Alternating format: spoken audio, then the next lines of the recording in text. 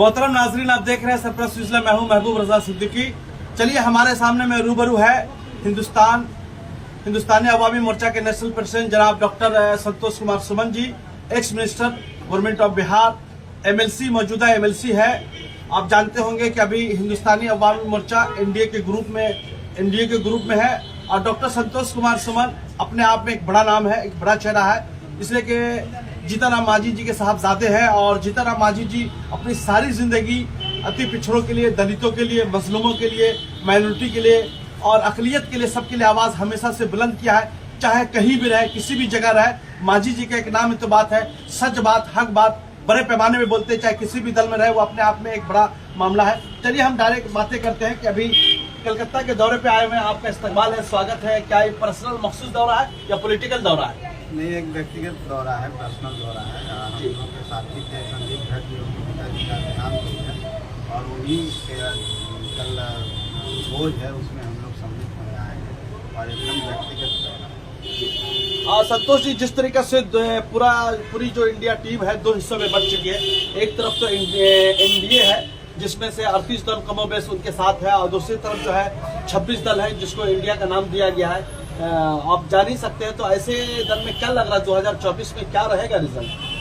देखिए, एक बात स्पष्ट है जी, एक है कि जो 26 दलों का जो गठबंधन हुआ इंडिया में जी, वो हुआ है कि नरेंद्र मोदी को कैसे हम सत्ता से बाहर निकालें, कैसे सत्ता से हटाएं। लेकिन अभी तक उनके पास कोई लीडर नहीं है और एक लीडर की तलाश में उन लोग मीटिंग किए हैं। 2 मीटिंग हो चुका है और दोनों मीटिंग में हर जगह कुछ डिफरेंसेस नज़र आए हैं और एक जगह पर एक व्यक्तित्व जिसको इस्टेब्लिश व्यक्तित्व जिसका नाम नरेंद्र मोदी है, तो हम समझते हैं कि अभी तक जो लीडर नहीं खोज पाया है तो उस व्यक्ति को कैसे हटाएं।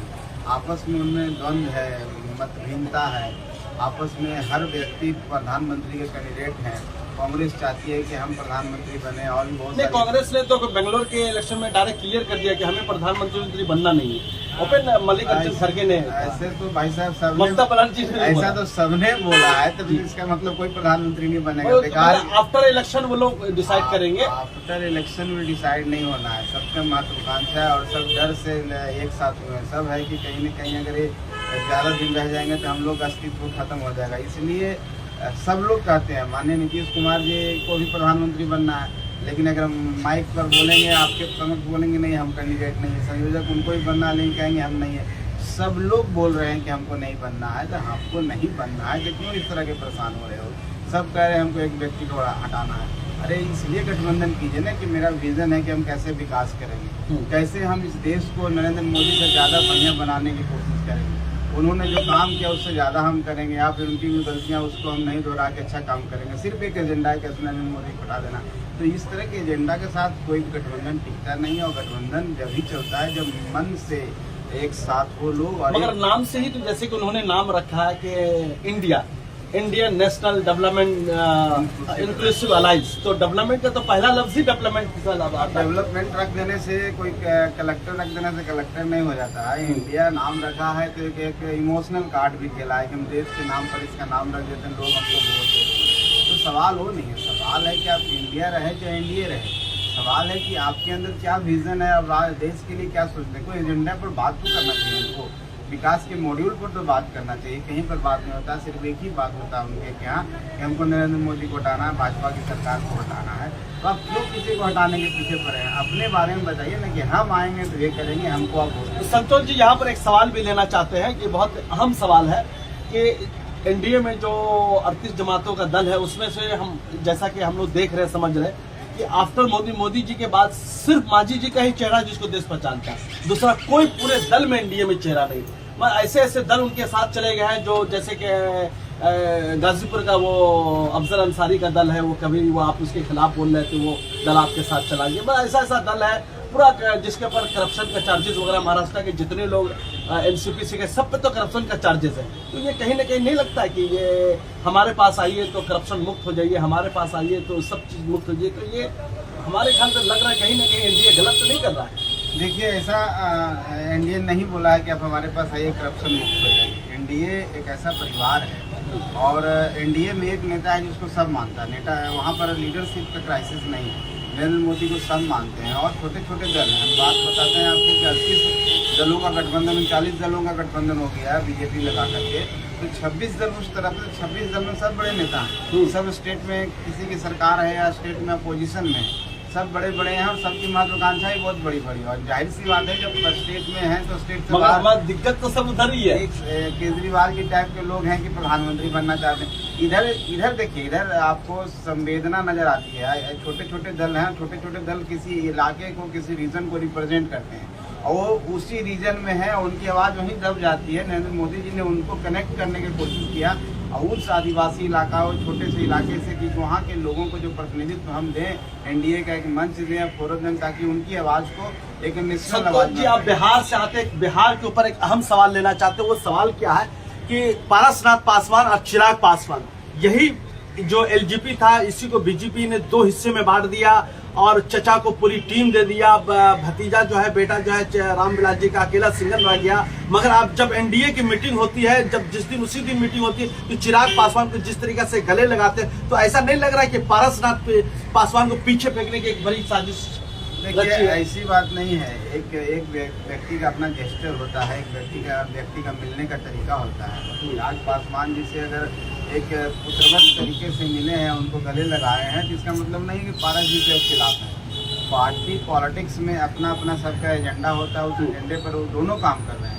लेकिन बीजेपी की तरफ से ऐसी कोई बात नहीं है। हर पार्टी को ही सम्मान दे रही है। आप देखिए, जीतन राम मांझी क्या बहुत बड़ी, हम पार्टी भी बिहार में एक बहुत बड़ी पार्टी नहीं है, लेकिन हम लोग उभर रहे हैं। और जीतन राम मांझी को जिस तरह से उनके द्वारा, पार्टी बीजेपी के द्वारा जिस तरह से तवज्जो दिया गया, हम समझते हैं इतने दिन से हम नीतीश जी के साथ हैं अनुभक्त की तरह से, लेकिन उन्होंने तवज्जो दिया। उन्होंने कहा, बोला कि हमारे साथ मदद कर दिया। यही बात है। तो आप, ये बात नहीं है, बात है कि किस तरह से लोगों को संजोग के रखते हैं, एक साथ रहते हैं, और कैसे आपका एजेंडा क्या है, उस पर आप कितना, आपका स्टैंड कैसा है, उस पर डिपेंड करता है। और दोनों पार्टियों को बीजेपी लेके चल रही है। चाचा भतीजे की बात अब कर रहे हैं कि तोड़ने में और बनाने में काम करते, बीजेपी का कहीं हाथ नहीं, क्योंकि पर्दे के पीछे किन्हीं और का हाथ था। और निश्चित तौर पर है कि उनको बढ़ावा दिया। हाँ, उस समय बीजेपी थी, एनडीए में माननीय नीतीश कुमार जी थे, और होने के बाद उनके दल के 6 सांसद निकल गए और चाहे हमको अलग आइडेंटिटी दीजिए, तो बाध्यता हो जाती है स्पीकर के और दलों के कि उनको आइडेंटिटी देनी चाहिए।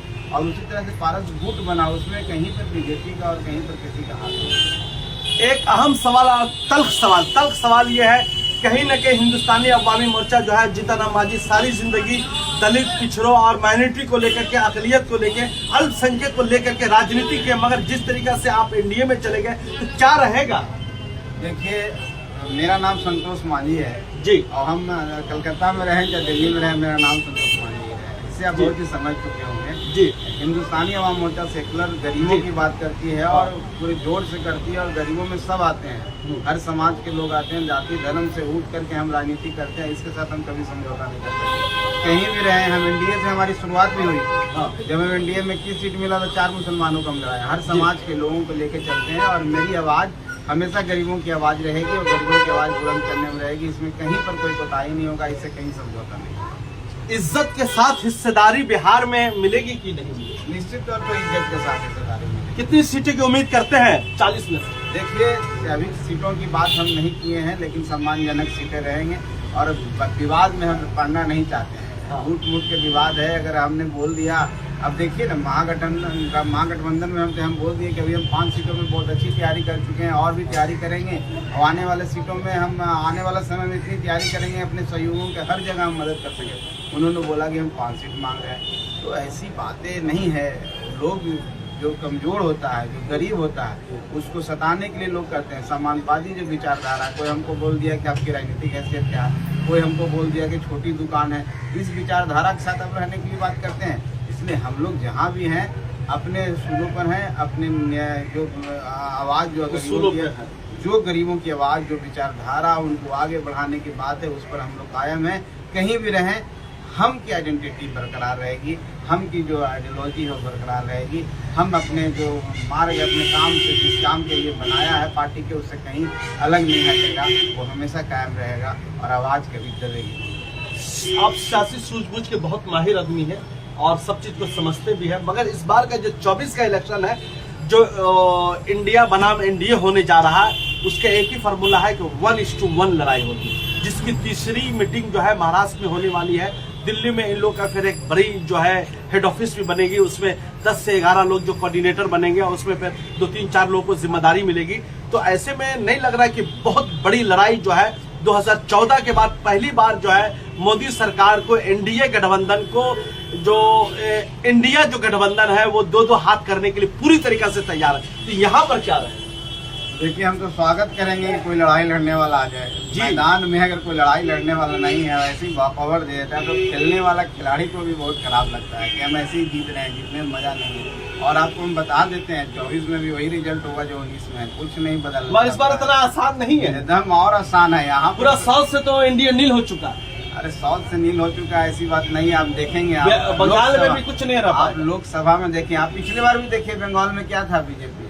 नहीं, पिछले बार में थोड़े से सब सीपीएम के लोग चले गए थे, मगर वापस सीपीएम में आ गए वो लोग। देखिए, आप कह रहे हैं, आप ये पंचायत इलेक्शन से समझ में आया। आप देख लीजिए कि आप मध्य प्रदेश में असेंबली में क्या थी बीजेपी, आप देख लीजिए राजस्थान में क्या। मध्य प्रदेश जबरदस्ती सरकार को कब्जा कर लिया गया, चुनी हुई सरकार को गिरा दिया गया। कुछ नहीं किया गया जनता के। आप कहेंगे तो बिहार में, यहाँ आप जिस राज्य में आप बैठे हुए, यहाँ क्या हो रहा है, क्या हो रहा है, यहाँ पूरे देश दुनिया देख रहा है। यहाँ पंचायत इलेक्शन में क्या हुआ, कितने जाने गई। बहुत अच्छी बात, एक सवाल ले लेते हैं मणिपुर के बारे में क्या रहा है? जिस तरीके से माँ बहनों की अस्मत दरी की जा रही है, 1-2 सीजा 2 खातून का जो नंगा परेड करवाया गया, वो भी एक जो है कारगिल के बॉर्डर की वाइफ थी, बीवी थी। आप क्या कहते हैं इसके बारे में? देखिए, ये जो घटना हुई है उससे हम लोग दुखित हैं और हम लोग पूरे परिवार उन परिवारों के साथ हैं। और ऐसी घटना इस देश में नहीं होनी चाहिए। चाहे ये पार्टी पॉलिटिक्स की बात नहीं है, तो इससे हम ऊपर उठ के हम सबको इसके बारे में सोचना चाहिए। और हम समझते हैं कि प्रधानमंत्री जी का भी संज्ञान में है, उन्होंने बोला है कि हम इस पर एक्शन लेंगे, दोषियों को छोड़ा नहीं जाएगा। और उसके लिए विपक्ष ने अविश्वास प्रस्ताव लाया है। निश्चित तौर पर उनका भी, प्रधानमंत्री जी का वक्तव्य आएगा। और हम लोग शांति की अपील करते हैं। इस देश में इस तरह की बात नहीं होनी चाहिए। सब इस एक समुदाय के लोग हैं, ठीक है, कोई अपने हक की लड़ाई लड़ रहा है, लेकिन इस हद तक नहीं जाना चाहिए। जो भी वहाँ हुआ है उसकी भर्त्सना करते हैं और हम चाहते हैं कि जितना जल्दी शांति बहाल हो जाए, वही हम लोग गुजारिश करेंगे, शांति के लिए अपील करेंगे और प्रार्थना करेंगे। बहुत बहुत शुक्रिया जनाब संतोष कुमार सुमन जी। हमने बहुत सारे तल्ख और चुपते हुए सवाल पूछा, आपने बहुत बेबाकी के साथ सवाल का जवाब दिया। बहुत बहुत शुक्रिया। उम्मीद करते हैं कि हमेशा यूं ही आप सदाबहार खुश रहे और यूं ही तब सवालों का मुस्कुराते हुए जवाब दें। फिर से शुक्रिया, थैंक यू वेरी मच। हमारे साथ जुड़े कैमरामैन जिशान के साथ।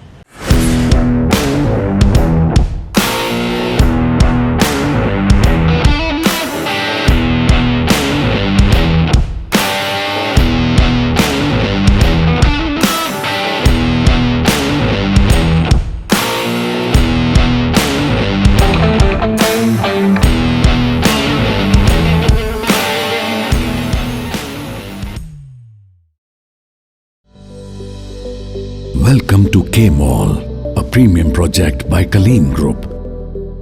K-Mall is in the heart of Kolkata's electronic, garment and lifestyle hub, Khidirpur. K-Mall, which is designed as a world-class mall, is the outcome of endless effort of our experts, combined with modern superb techniques and new age design. Book now